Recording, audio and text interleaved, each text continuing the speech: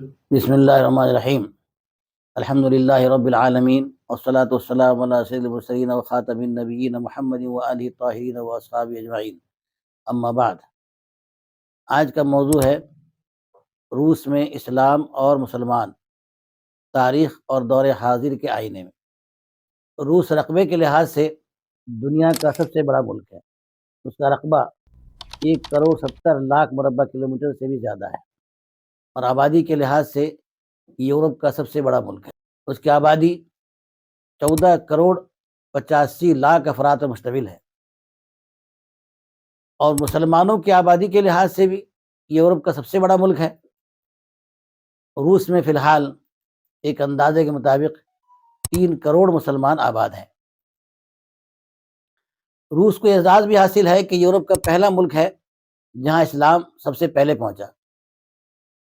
حضرت عمر فاروق رضی اللہ عنہ کے زمانے 642 سن عیسوی میں یہاں اسلام کی آمد ہو گئی تھی، جبکہ سراقہ بن عمرو نے بغیر کسی جنگ و جدال کے روس کے جنوبی حصے داغستان کو اسلامی مملکت میں شامل کر لیا تھا۔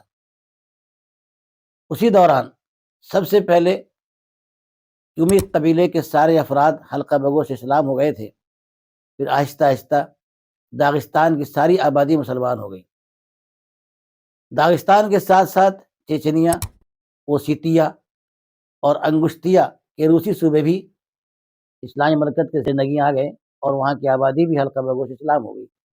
پھر ہشام بن عبد الملک اموی خلیفہ کے دور میں روسی علاقے کے اندر مسلمانوں کی پیش قدمی دوبارہ شروع ہوئی، جبکہ سن 737 عیسوی میں مروان بن محمد کی سرکردگی میں ایک فوج روانہ ہوئی، اور اس فوجی مہم کے دوران ادیگیا، کباردن، بلکاریا، کراچائی، چرکیسیا، کریسوندر کرائی اور اسٹاروپول کرائی وغیرہ روسی صوبے اسلامی مملکت پہ شامل ہو گئے، اور اس سب علاقوں میں تبلیغ و اشاعت کا کام پرزور طریقے سے شروع ہو گیا۔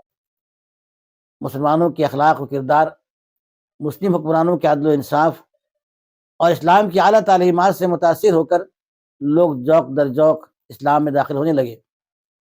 چند ہی دنوں میں شمالی قفقاز اور جنوبی روس کا وہ خطہ جو داغستان سے شروع ہو کر ادیگیا تک پھیلا ہوا ہے، اسلام کے نور سے منور ہو گیا۔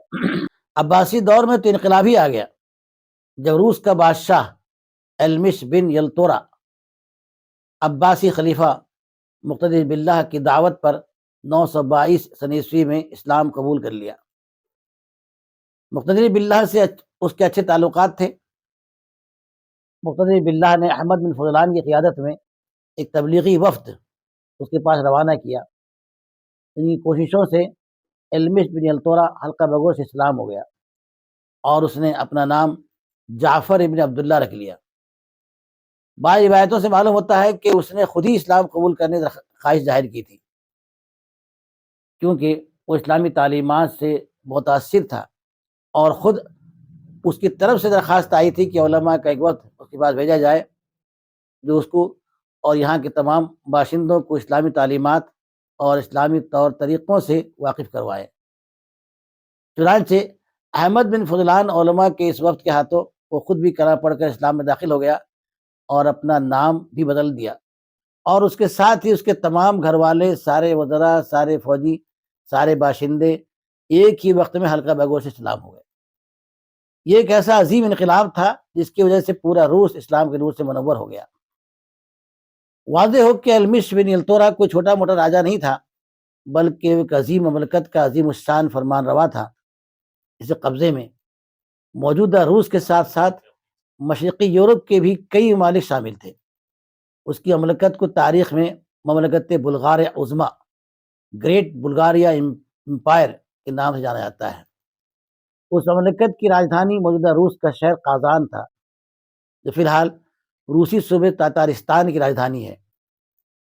ماسکو شہر اس کے 800 کلومیٹر دور مغرب میں ہے۔ اس طرح روس میں بسنے والی پوری بلغاری قوم بیک وقت اسلام میں داخل ہو گئی، جس کا اقتدار اس وقت پورے روس، یوکرین، بیلاروس، رومانیہ اور موجودہ بلغاریہ تک پھیلا ہوا تھا۔ یہ بلغاری کس نسل کے کس نسل سے تعلق رکھتے ہیں اس میں اختلاف ہے۔ کچھ لوگوں کا کہنا ہے کہ اسی سلاف نسل کے ہیں، اس نسل کے روسی بھی ہیں، اور خود روسی لوگ بھی ان کو مشرقی سلاف کا نام دیتے ہیں اور اپنے آپ کو مغربی سلاف کہتے ہیں۔ لیکن اکثر لوگوں کی رائے ہے کہ بلغاری ترک نسل کی ایک شاخ ہیں جو اس وقت مشرقی یورپ پر حکومت کرتی تھی۔ بہرحال اس عظیم انقلاب سے روس کے چپے چپے میں اسلام پھیل گیا۔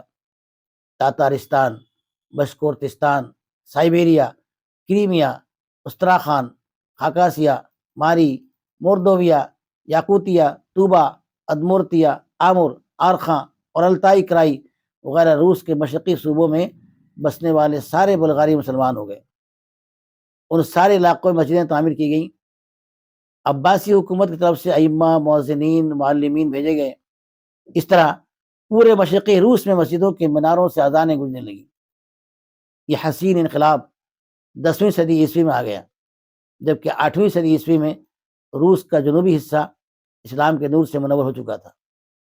اب صرف روس کا مغربی حصہ اسلام کے نور سے محروم رہ گیا تھا، جہاں روسی نسل کے لوگ آباد تھے جو خانہ بدوشی کی زندگی گزارتے تھے۔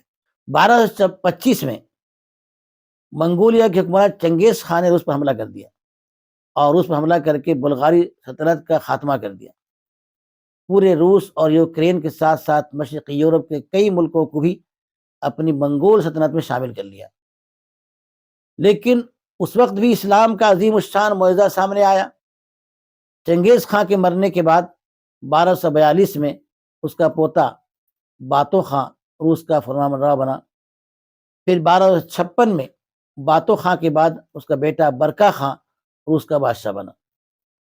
برکا خان بادشاہ بننے سے پہلے ہی اسلام لا چکا تھا۔ بادشاہ بنتے ہی اس نے اپنے مسلمان ہونے کا باضابطہ اعلان کر دیا اور سارے منگول تاتاریوں کو اسلام لانے کی دعوت دے دی۔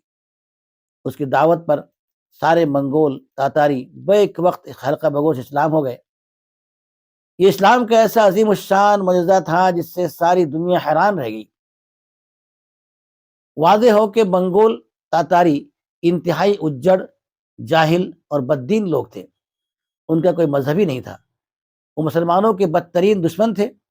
انہوں نے مسلمانوں کے 3 عظیم سلطنتوں کا خاتمہ کر دیا: روس کی بلغاری سلطنت، ترکستان کی خوارزم شاہی سلطنت اور بغداد کی عباسی خلافت۔ بغداد میں تو انہوں نے مظالم کے سارے ریکارڈ توڑ دیے۔ کسی کو امید ہی نہیں تھی کہ وہ اسلام لے آئیں گے، بلکہ ان کی مسلم دشمنی کو دیکھ کر عیسائی بہت خوش تھے اور ان کو عیسائی بنانے کے لیے پادریوں کے وفود ان کے پاس آنے لگے تھے۔ وہ عیسائی بننے کے بجائے سب کے سب اسلام کا کلمہ پڑھ کر حلقہ بگوش اسلام ہو گئے۔ یہ اسلام کا عظیم الشان معجزہ نہیں تو اور کیا ہے۔ صرف مسلمان ہی نہیں ہوئے بلکہ اسلام کے پرجوش داعی بھی بن گئے۔ یہ جان کر تعجب ہوگا کہ برکا خان نے بادشاہ بننے کے بعد پورے روس، یوکرین اور دیگر یورپین علاقوں میں اسلام کی زبردست تبلیغ و اشاعت کا کام کیا۔ اسی حقیقت کو علامہ اقبال نے اپنے شعر میں اس طرح اجاگر کیا ہے عیاں یورش تاتار کے افسانے سے، ہے عیاں یورش تاتار کے افسانے سے، پاسباں مل گئے کعبے کو صنم خانے سے۔ سن 1313 عیسوی میں محمد ازبک خان روس کا بادشاہ بنا۔ اس کے دور میں روس اور یوکرین کے اندر اسلامی قانون نافذ ہوا۔ ازبک خان نے 1341 تک اس وسیع خطۂ اراضی پر حکومت کی جو تقریباً 2 کروڑ مربع کلومیٹر پر پھیلا ہوا تھا۔ اس میں موجودہ رشین فیڈریشن کے ساتھ ساتھ یوکرین، پولینڈ، بیلاروس اور رومانیہ کے مالی بھی شامل تھے۔ محمد ازبک خان کے بعد اس کا بیٹا جانی بیگ روس کا بادشاہ بنا، جو 1342 سن عیسوی سے لے کر 1357 عیسوی تک بسر اقتدار رہا۔ یہ اس عظیم الشان تاتاری مسلم سلطنت کا آخری طاقتور بادشاہ تھا۔